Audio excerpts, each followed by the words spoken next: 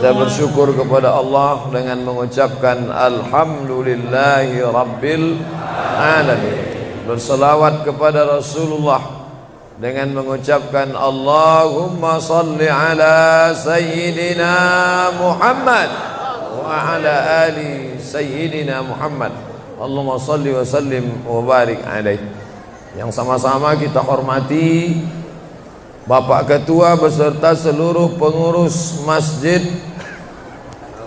Al-Qalam, hadirin hadirat, muslimin muslimat, alim ulama, cerdik pandai, tokoh masyarakat.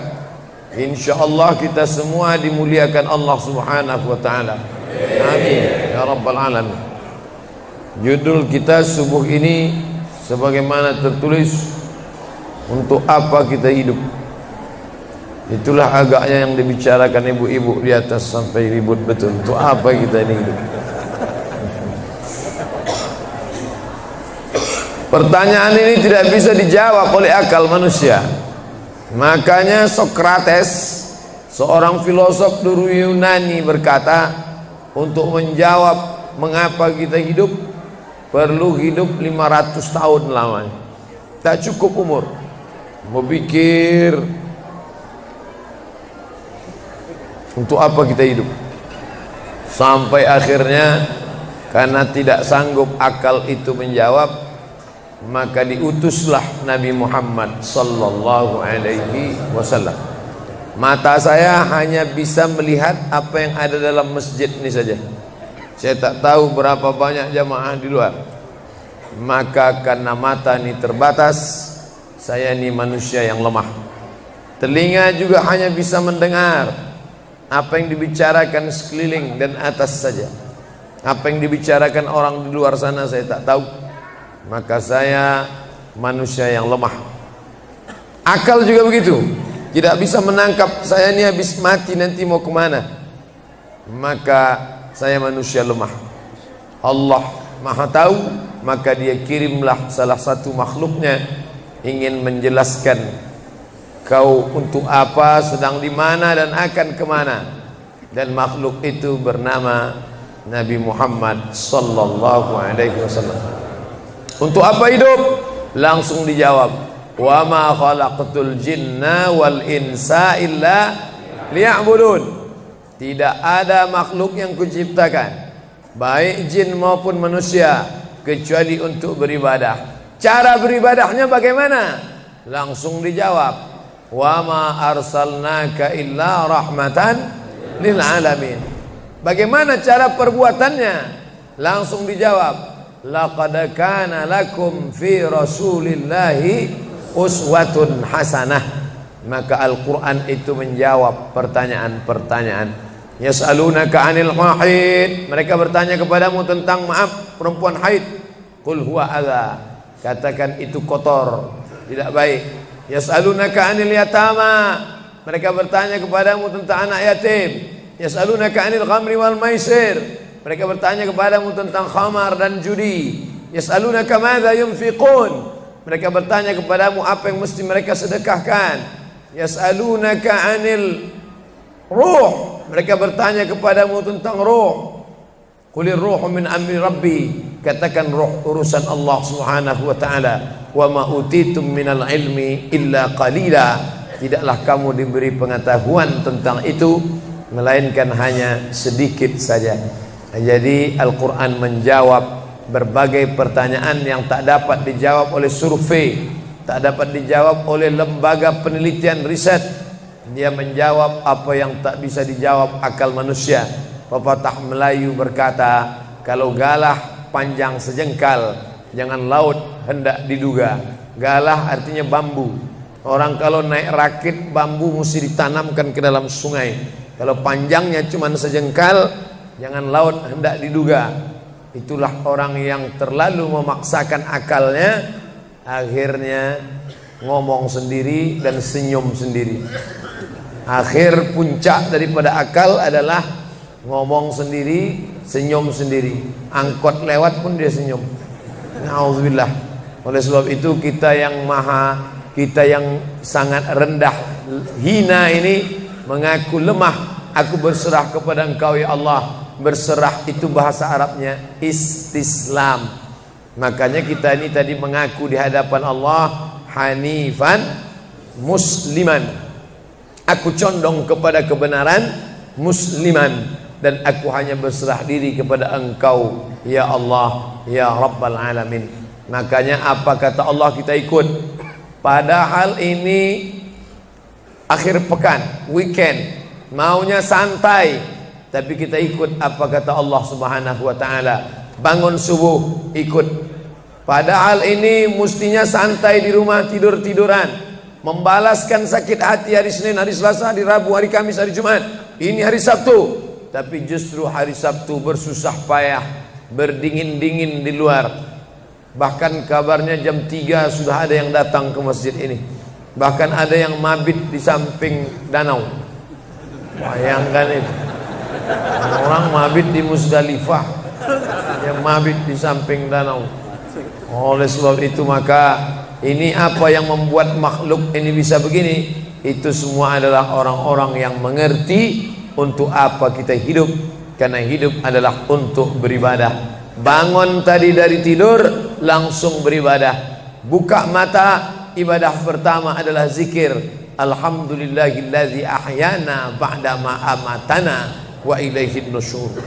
Masuk kamar mandi, tempat najis, kotor, bau, kotoran, tempat setan, tapi tetap menjadi ibadah. Dalam WC-nya pun ibadah. Dia masuk lagi ke kiri, dia katakan Allahumma inni a'udzubika minal khubusi wal khaba'is. Keluar dari kamar mandi itu ibadah juga. Dia langkah kaki kanan, dia katakan ghufranaka, ghufranaka, maafkan aku ya Allah. Mengapa dia minta maaf keluar dari WC? Karena selama di WC dia tidak menyebut Allah. Lidah yang diciptakan untuk beribadah, selama di dalam tidak beribadah, maka ibadah di dalam WC hanya hatinya saja berzikir. Tak boleh menyambut seruan azan. Terdengar suara azan masuk ke WC, Allahu Akbar, Allahu Akbar, Allahu Akbar. Oh, tak boleh. Tak boleh mengucapkan salam.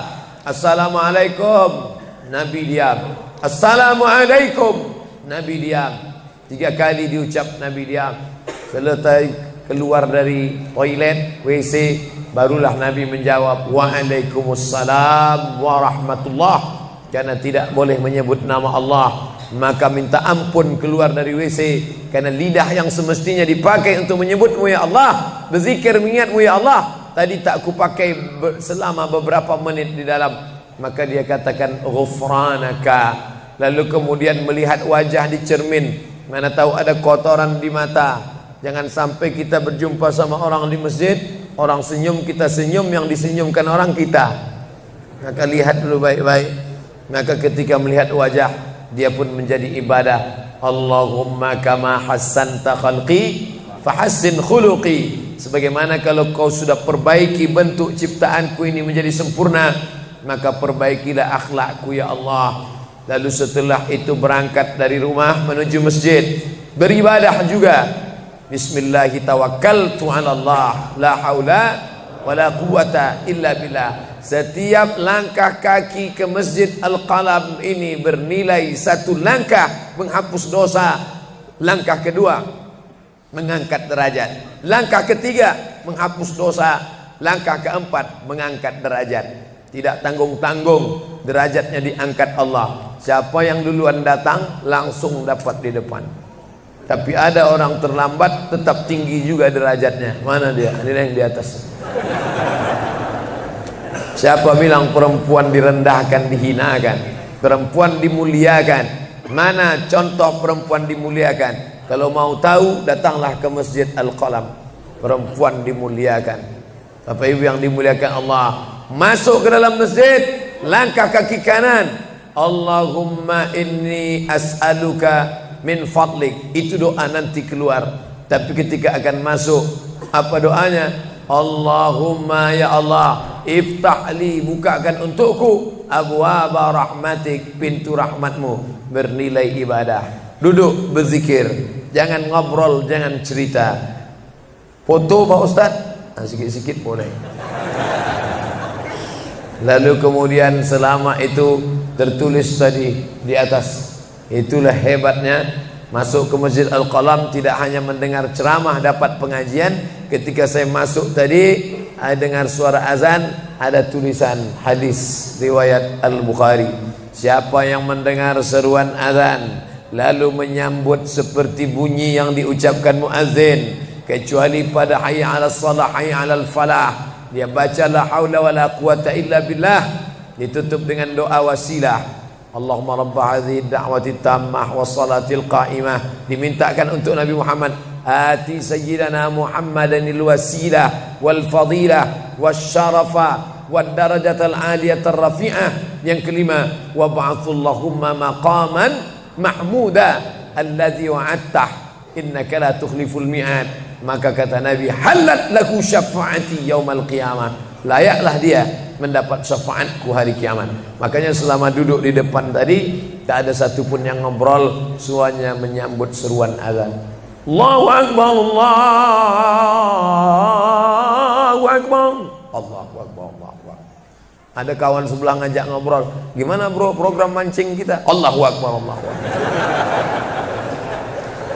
Nah, cerita tak tentu arah. Ini kita sedang beribadah kepada Allah Subhanahu wa ta'ala. Lalu kemudian selesai azan, salat sunat yang balasan pahalanya khairum minad dunya wa ma fiha, lebih baik daripada dunia dan seisinya.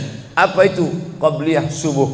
Sampai-sampai andai terlambat qabliyah subuh, tetap boleh dilaksanakan setelah subuh. Habis salat subuh barulah dilaksanakan qabliyah subuh. Tapi kalau sudah sama-sama ngaji, tapi kalau nanti pulang kampung, justru sekarang orang di kota ngaji, di kampung tidak ngaji. Zaman dulu di kampung ngaji, di kota tidak ngaji.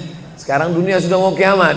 Di kampung orang ngaji, di kampung orang tidak ngaji. Kenapa? Parabola masuk desa.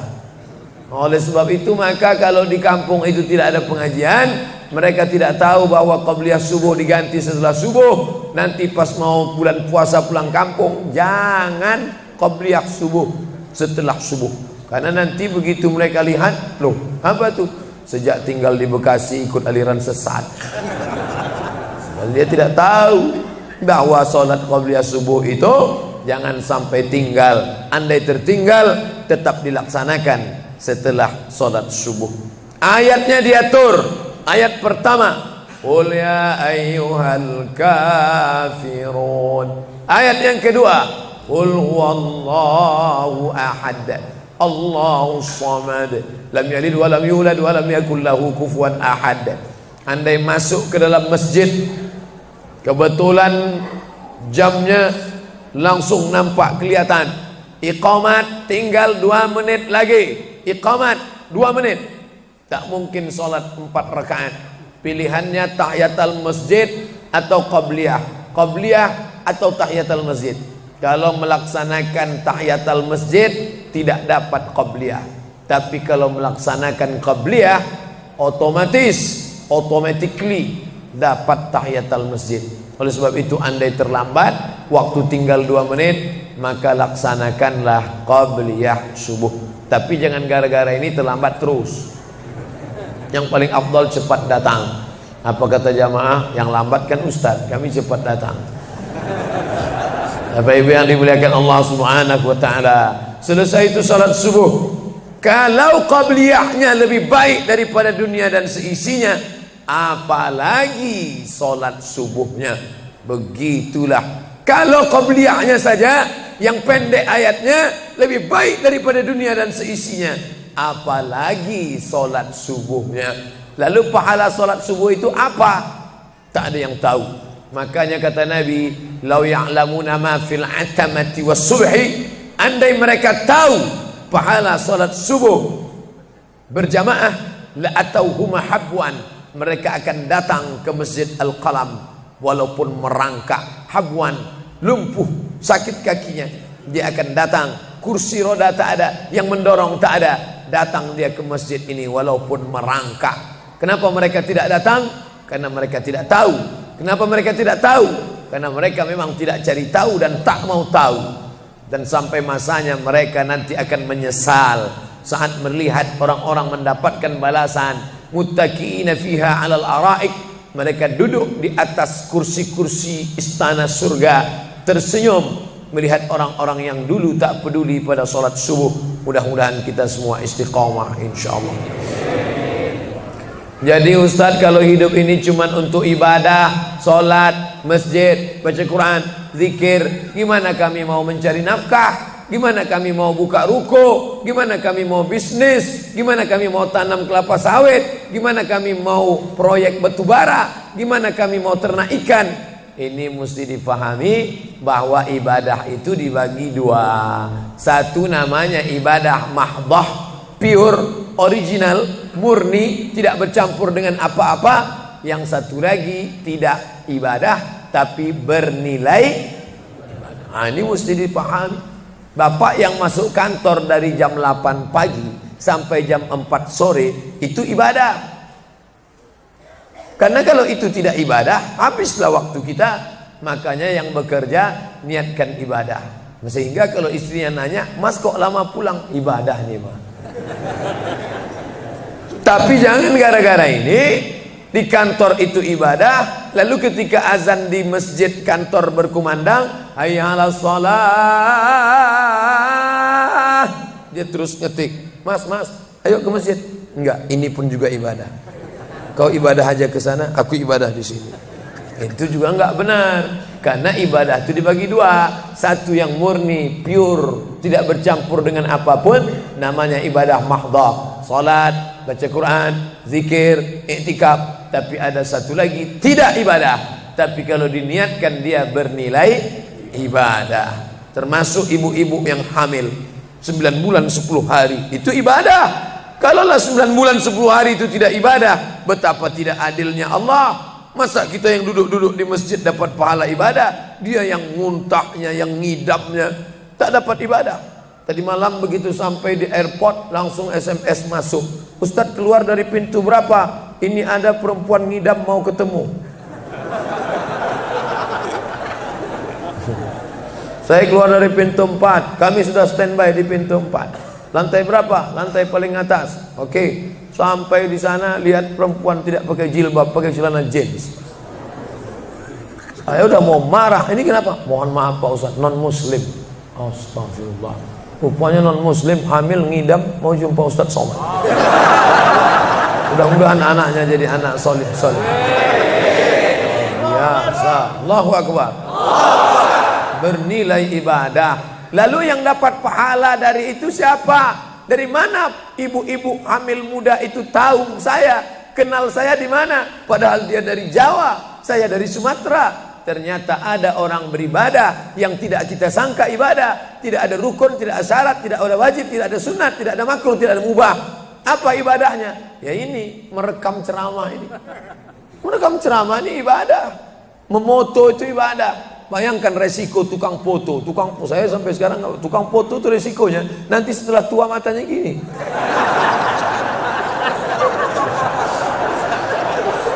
Tapi kalau mereka niatkan ikhlas untuk ibadah, maka insya Allah sehat walafiat. Ini sampai sekarang yang banyak moto-moto ustadz itu mana ada matanya tetap aja sehat. Kenapa? Karena diniatkannya untuk ibadah. Hidup ini kalau berniat ibadah tidak ada capeknya, tidak ada lelahnya. Kenapa? Karena mengharapkan balasan dari Allah. Ilahi anta maksudi wa ridhaka matlubi. Yang kumaksud hanya Engkau ya Allah, dan ridhamu lah yang kucari. Suatu ketika saya sampai di sebuah kabupaten kota, saya tanya ke Pak Bupati, "Pak, ya, kenapa Bapak buat pengajian untuk PNS hari Kamis pagi? Pagi Kamis buat pengajian tabligh akbar. Apa manfaatnya menurut Bapak sebagai pimpinan daerah?" Ternyata Ustadz Somad, kami sudah coba formula macam-macam untuk PNS ini. Pertama kami undang motivator dari Jakarta. Akhirnya di gedung hotel dengan biaya mahal. Lalu kemudian dengan infocus, suara menggelegar. Semangat, semangat, semangat. Keluar dari situ lesu. Motivatornya pulang, pegawai letoy. Akhirnya kami buat undang tentara dengan bapak polisi, baris berbaris, siap, siap. Pak polisi pulang, nggak siap lagi. Ternyata yang disentuh paling mantap bukan fisiknya, bukan matanya, bukan pakai infocus, bukan pakai suara menggelegar, tapi yang disentuh adalah hati. Dan satu yang bisa menyentuh hati itu adalah agama.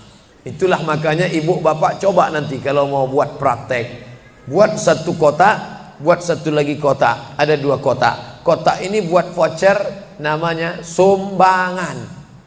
Kotak ini buat juga voucher, tulisannya sodakoh. Lihat mana yang paling banyak diambil umat Islam, sumbangan apa sodakoh? Sodakoh, padahal nilainya sama. Sumbangan 100.000, sodakoh 100.000. Bapak ibu silakan ambil untuk anak yatim fakir miskin kita. Pasti voucher yang paling banyak diambil adalah sodakoh. Kenapa? Karena mereka menganggap sumbangan tak ada pahalanya, karena bukan bahasa Arab. Apa dia? Sumbangan. Enggak ada dalam Quran. Ya ayyuhalladzina amanu, sumbangan.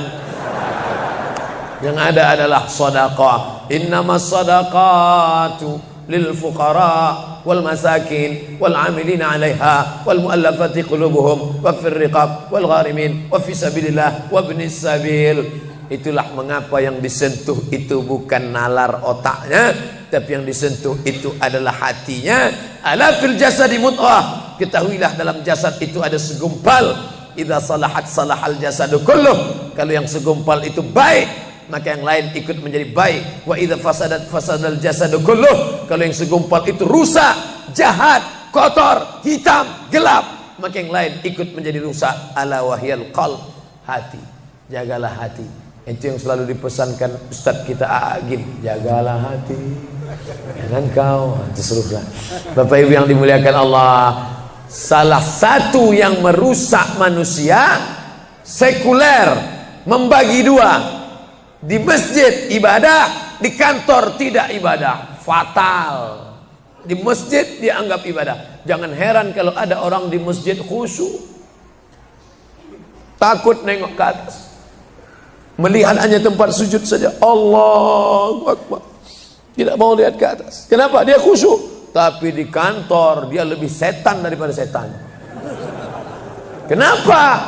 Berasal dari pemahaman yang salah, karena dia sudah bagi 2. Di masjid ibadah, di kantor tidak ibadah. Bahkan yang lebih fatal, yang kotor-kotor di kantor bisa dibersihkan di masjid. Kotor. Akhirnya untuk membersihkannya pergi dia ke masjid. Laundry yang paling besar Masjidil Haram. Sampai di sana nangis di pintu Ka'bah. Ya Allah, dah selesai bersih. Enak aja. Bukan begitu ajaran Islam. Labbaik Allahumma labbaik, labbaik Allahumma labbaik. Apa kata malaikat? La labbaik wala sa'daik. Kau tidak dapat panggilan, kau tak dapat kebahagiaan, kau tak dapat haji mabrur, kau tak dapat surga. Zaduka haram, karena kau berangkat dengan uang haram. Oleh sebab itu pemahaman Islam mesti utuh. Semua adalah ibadah. Kalaulah gerak tidak ibadah, betapa menyakitkannya bapak-bapak polisi di jalan raya kena panas terik, padahal dia tidak ada penutup kepala di atas, berkeringat berpeluh. Mereka tetap merasakan itu sebagai ibadah. Tentara yang membela negara, angkatan laut di perbatasan sana, datang kapal-kapal perompak dari Thailand ingin mengambil ikan kita, tenggelamkan. Itu kalau tidak nilai ibadah, dia takut. Jangan-jangan sebelum kita tenggelamkan, kita duluan ditembaknya tenggelam. Maka itu mesti ada nilai ibadah di dalamnya. Itulah yang membangkitkan semangat jihad. Jamaah bertanya, Ustadz kemarin dari Jambi, terus kemudian terbang ke Miri, besok baru pulang ke Pekanbaru. Apa Ustadz? Saya lihat Ustadz dari tadi mengantuk saja. Iyalah, sampai tadi malam ke hotel jam 12, baru tidur jam 1 karena ada yang mau ditulis. Jam 3.30 sudah bangun ceramah. Tapi begitu berjumpa dengan jamaah orang ramai, bangkit semangat. Habis ceramah ini tanya jawab, semangat lagi. Habis itu baru lesu. Dan tidurnya itu pun ibadah. Bayangkan tidurnya itu ibadah. Itulah mengapa banyak orang pengajian sambil oh, ustadz menyindir ya? Tidak. Saya termasuk ustadz yang tidak pandai menyindir. Saya termasuk ustadz kalau dipesan request untuk menyindir saya tidak pandai. Kenapa? Karena saya pernah menyindir orang. Ustadz, tolong ustadz sindirkan. Ini ada jamaah yang sudah sedekah tapi mengambil uangnya kembali. Siapa yang bersedekah mengambil uangnya kembali? Kal kalbil ladzi ya'udu ila qaihi, sama seperti anjing yang menjilat muntahnya kembali. Selesai pengajian, mohon maaf Pak Ustaz, yang disindir nggak datang. Oleh sebab itu tak ada gunanya sindir menyindir. Kalau mau to the point, mana orangnya face to face, langsung saja tembak 12 pas, gol. Bapak Ibu yang dimuliakan Allah, maka mesti dipahami dengan benar. Di Masjidil Haram ibadah, di rumah pun kau ibadah. Istri yang dari mulai pagi memasakkan suami, dibantu oleh pembantu membuatkan minuman, membesarkan anak, menyusukan anak 2 tahun lamanya, melahirkan, meregang nyawa. Meregang nyawa ibu melahirkan anak, ibadah. Makanya kalau dia meninggal dunia saat melahirkan, matinya mati syahid. Saking senangnya suaminya mendapatkan seorang istri yang syahid, tak menangis dia. Begitu tegarnya bapak, tidak meneteskan air mata. Tidak Pak Ustaz, aku melepas seorang syahid, 3 syahid lagi siap menanti. Peace, damai. Biasanya ibu-ibu kalau bawa cerita ini, kalau gini pulang aja lah kita kan. Nah, bercanda, serius sekali. Nah, tapi yang saya katakan tadi itu semuanya ibadah badan. Melangkah dari rumah, ibadah badan. Membukakan mata, ibadah badan. Mendengar ceramah, ibadah badan. Membaca Quran, ibadah badan. Berzikir, likulli sulama minkum sadaqah. Setiap tulang-tulang sendi ada sedekahnya. Subhanallah, subhanallah, subhanallah, subhanallah, subhanallah, subhanallah. Itu ibadah badan. Tapi ada bukan ibadah badan. Apa dia? Itulah yang 7 macam. Zakat, wakaf, infak, sedekah, wasiat, hibah, ghanimah. Itu ibadah harta. Mana yang lebih banyak? Ibadah harta apa ibadah badan? Ibadah badan. Kalau ibadah harta tak banyak. Zakat, wakaf, infak, sedekah, wasiat, hibah, ghanimah, rampasan perang.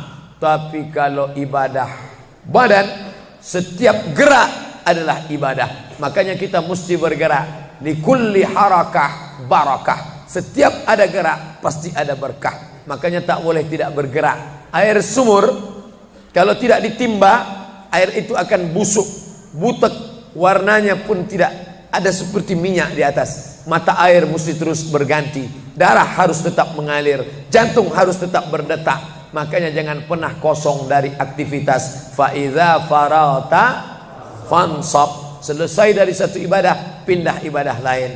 Selesai ibadah tegak, pindah ibadah ruku. Habis ibadah ruku, pindah ibadah tegak. Habis ibadah tegak, pindah ibadah sujud. Habis ibadah sujud, pindah antara 2 sujud. Selesai sudah salat, lalu kemudian puasa. Selesai puasa, lalu kemudian berzakat. Selesai zakat, lalu kemudian mengitari Ka'bah. Subhanallah walhamdulillah wa la ilaha illallah wallahu akbar. Selesai itu melontar jumrah. Selesai itu menggunting rambut. Selesai itu berzikir. Tidak pernah kosong. Sampai kapan? Sampai malaikat maut mencabut nyawa dan ucapan terakhir yang keluar dari mulut adalah la ilaha illallah.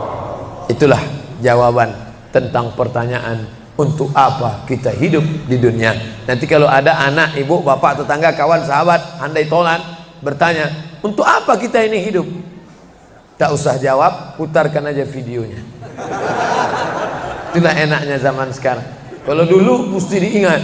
Saya dulu pulang sholat Jumat, mak saya manggil, sini, ya mak, ceritakan apa isi khutbah khotib tadi di masjid. Gini. Itulah awal saya ceramah. Jadi saya paham mengapa saya menjadi ceramah sekarang. Dan saya tidak pernah merasa menceramahi bapak ibu. Saya tidak pernah merasa mengguru-gurui. Saya hanya seperti seorang anak sedang bercerita pada ibunya saja. Tadi mak, kata khotib itu begini. Anak sekarang enggak. Apa kata khotib tadi? Ini MP3-nya mak.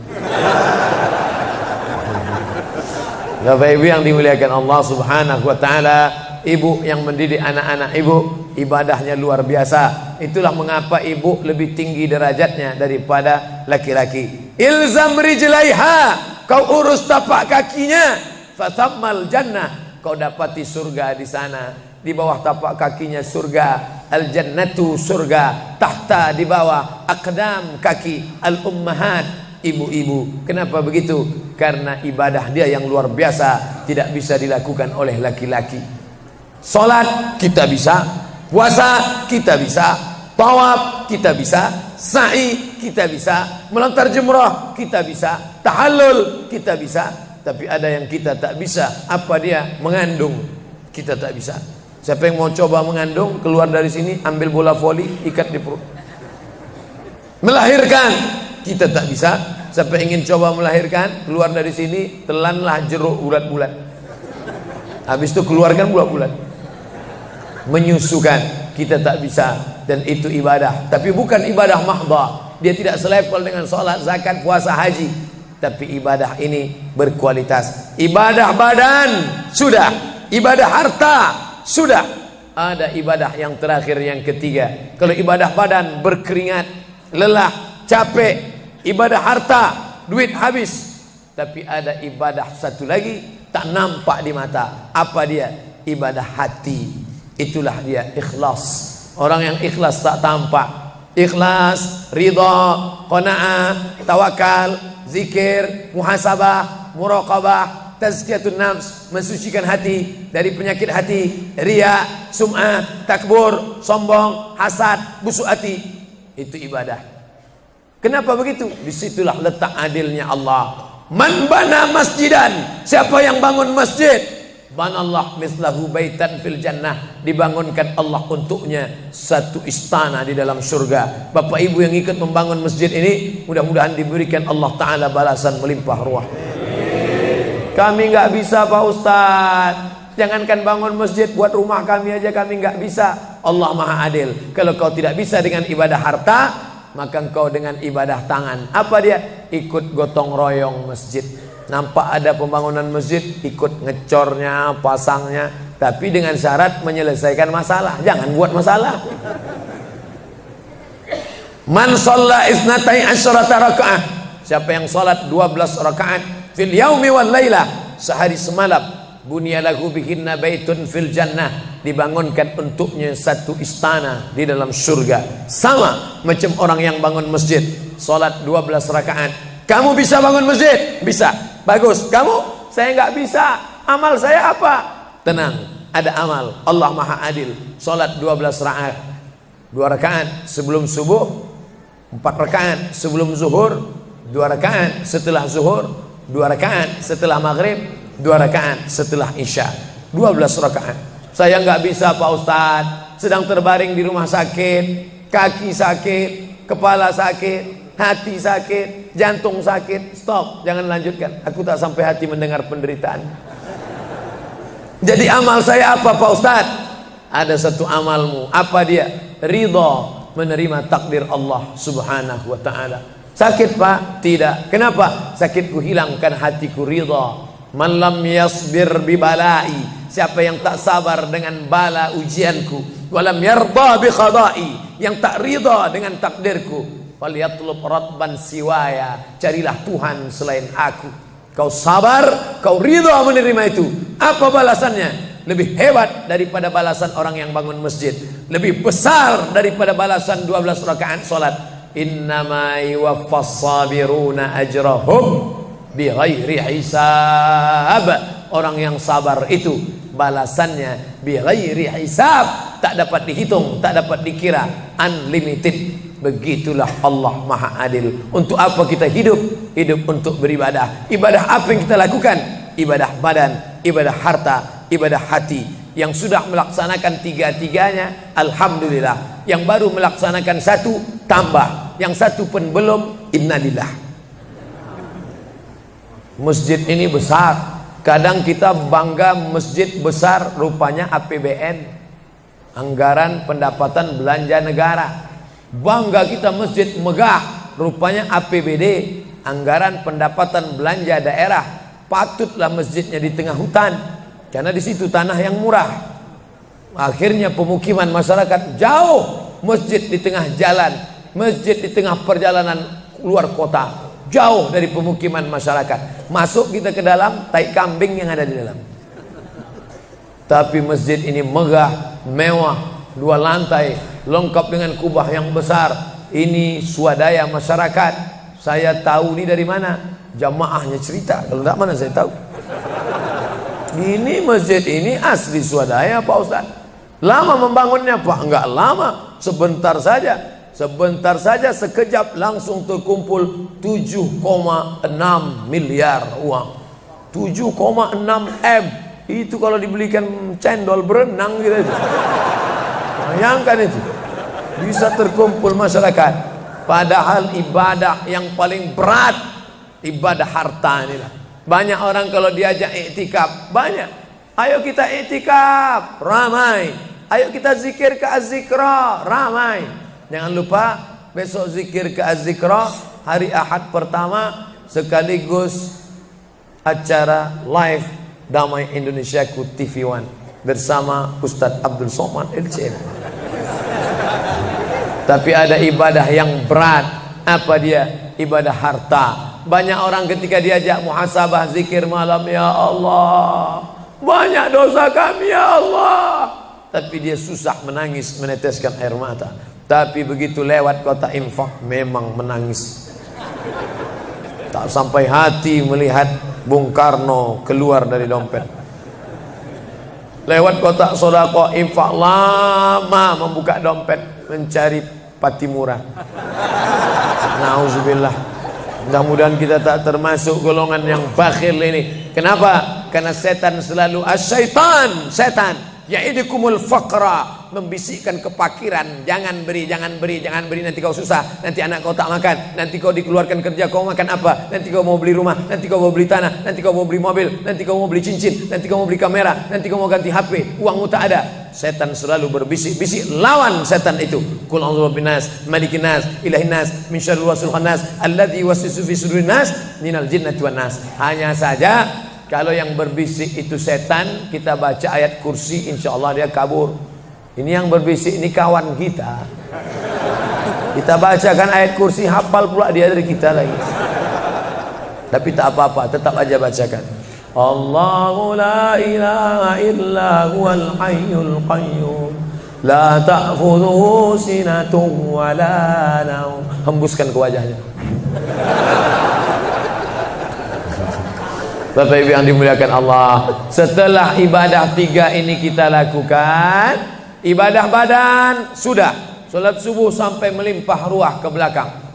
Saya dengar suara hati tadi, lapor, tenda sudah penuh, sudah melimpah ke jalan. Masya Allah. Ibadah harta sudah 7,6 M. Ibadah hati sudah, sabar, ridha, qanaah, tawakal. Tapi jangan lupa, datang merusak yang 3 ini, perkelahian, merusak ukhuwah Islamiyah. Masjid yang besar, kalau sudah kelahi di dalamnya, tinggal kelahi, tak lagi ada persatuan. Masuk masjid bukan baca doa pintu masuk masjid, malah masuk masjid ngelihat kira-kira dia di mana ya. Oh dia di sana, gua di sini lah. Oh di sini, dia di sini. Sampai akhirnya satu hari terlambat, lupa ngelihat. Allahu Akbar, rupanya dia di samping. Jangan kelahi. Wa'tasimu bihablillah, berpegang teguhlah dengan tali Allah. Tali Allah itu apa? Al-Quran dan Sunnah. Apalagi ulama. Gak ngerti Quran, gak ngerti Sunnah, tanya ulama. Al-ulama warasatul anbiya. Wa'tasimu bihablillah, berpegang teguh dengan tali Allah. Wala tafarraqu, jangan berpecah belah. Coba lihat bunyi ayatnya. Andai ayat itu sampai bihablillah titik sudah cukup. Berpegang teguhlah dengan cara tali Allah, cukup. Mengapa ujungnya tetap ditutup wala tafarraqu, jangan berpecah belah? Karena banyak orang yang sudah baca Quran, sudah sholat, sudah puasa sunat, tapi hatinya pecah bercabang. Galah patah boleh disambung, kaca retak boleh direkat, hati rusak kemana obat akan dicari. Oleh sebab itu kalau ada fitnah-fitnah, tabayun, klarifikasi. Jangan suudzon. Ijtanibu katsiran minaz-zan. Kepengurusan masyarakat, jamaah, sayang kebersamaan rusak. Gara-gara apa? Gara-gara nila setitik rusak susu sebelanga. Gara-gara api di dalam sekam, ada kulit padi bertimbun, di dalamnya itu ada setitik api, tiba-tiba api menyala, akhirnya semua menjadi abu, dan abu dihembus angin, tak berkesan sama sekali. Hilang 3 ibadah. Ibadah badan hilang, ibadah harta hilang, ibadah hati hilang. Gara-gara apa? Berkelahi. Ingat, setan tak pernah berhenti. Inna syaitan, setan ya'isa an ya'budahul musallun. Setan kalau sudah melihat orang sholat, dia tidak lagi digoda mereka untuk menyembah, sembahlah aku, sembahlah aku, sembahlah aku, sembahlah aku. Tidak. Tapi apa yang dia lakukan? Walakin fit tahrish, menanamkan permusuhan ke dalam hati orang yang sholat. Maka jaga ini. Jangan kita bertengkar gara-gara masalah khilafiyah. Saya kalau jadi imam di masjid dekat rumah saya jadi imam, saya baca kunut. Dan imam-imam dekat rumah saya itu saya pesan harus baca kunut, karena saya berpegang mazhab Syafi'i. Tapi ketika sholat di Masjid Al-Qalam, saya tidak tahu jamaah di sini pakai kunut apa tidak. Saya tidak ingin merusak kebiasaan mereka. Mana tahu mereka ikut mazhab Hambali, mana tahu mereka Muhammadiyah, saya tidak tahu. Maka ketika diminta jadi imam, Ustaz jadi imam, batuk. Saya tak mau merusak, biarlah imam tetap saja. Rupanya imam di Masjid Al-Qalam tidak baca kunut, ya saya tetap ikut sholat. Apakah perlu saya ulang sholat saya? Tidak, sholat saya sah. Karena apapun ormasmu, apapun mazhabmu, mau NU, mau Muhammadiyah, mau Perti, mau Persis, mau Al-Irsyad, mau Jamaah Tabligh, mau FPI, mau mazhab Hanafi, mazhab Maliki, mazhab Syafi'i, mazhab Hambali, semuanya sepakat sholat subuh itu wajib.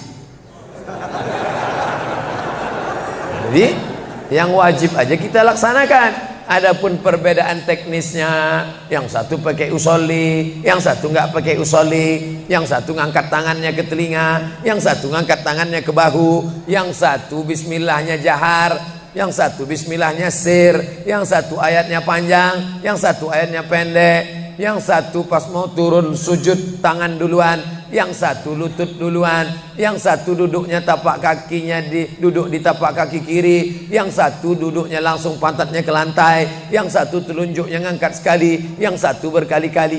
Itu masalah teknis simple sederhana. Ada masalah yang lebih besar. Apa masalah kita yang lebih besar? Membeli tanah baru untuk buat sekolah Islam, membeli tanah baru, ruko baru untuk buat apa? 212 mat. Kita mat, orang Islam belanja di warung Islam. Alangkah indahnya selesai acara sholat subuh bersama, pengajian bersama, selesai itu belanja beras minyak goreng bersama. Serbu, sehingga bangkitlah ekonomi umat. Berapa pegawai bisa ditampung bekerja? Langsung membeli beras ke tempat-tempat tanaman masyarakat, sehingga mereka tidak menjadi korban rentenir. Musim menanam diulur, kasih pinjaman pupuk, pinjaman tanah. Masa musim panen ditarik, mereka menjadi korban rentenir lintah darat. Disedot darah mereka sampai kering dan mati. Kita selamatkan dengan apa? Dengan market. Masjid punya market. Saya beberapa kali meresmikan market punya masjid di Masjid Raya Batam, Masjid Agung Batam. Itu di bawahnya ada super mini market untuk jamaah. Kemarin pulang dari Pulau Bintan, itu juga meresmikan. Di Dumai begitu juga. Ini 212 Mart. Terserah namanya apa. Ada 212 Mart, ada namanya Kita Mart, atau bisa juga buat Somart. Nah, bisa juga. Bapak Ibu yang dimuliakan Allah Subhanahu wa taala, maka visi misi kita ke depan, jauh melihat ke depan. Kami harus punya pusat perbelanjaan komunitas muslim, kami harus punya komplek perumahan muslim. Nah, ini semua yang akan menyelamatkan kita. Kalau sudah begitu, maka mengertilah untuk apa kita hidup. Dan setelah itu kita pun mati dalam keadaan tenang. Baru anak kita bisa berkata, mari kita antar jenazah almarhum Abdul Somad menuju tempat peristirahatan terakhir. Karena memang benar-benar istirahat. Tapi berapa banyak orang tidak istirahat. Karena amal badan tak ada, amal harta tak ada, amal hati tak ada, tak pernah memikirkan masjid, tak pernah memikirkan umat, tak pernah memikirkan belanja umat, tak pernah memikirkan pendidikan anak-anak umat. Akhirnya mati yang layak untuk dia. Mari kita antar dia menuju azab pertama, akan menyusul azab-azab berikutnya. Nauzubillah. Itulah yang dapat saya sampaikan subuh ini, lebih kurang 50 menit. Mudah-mudahan ada manfaatnya.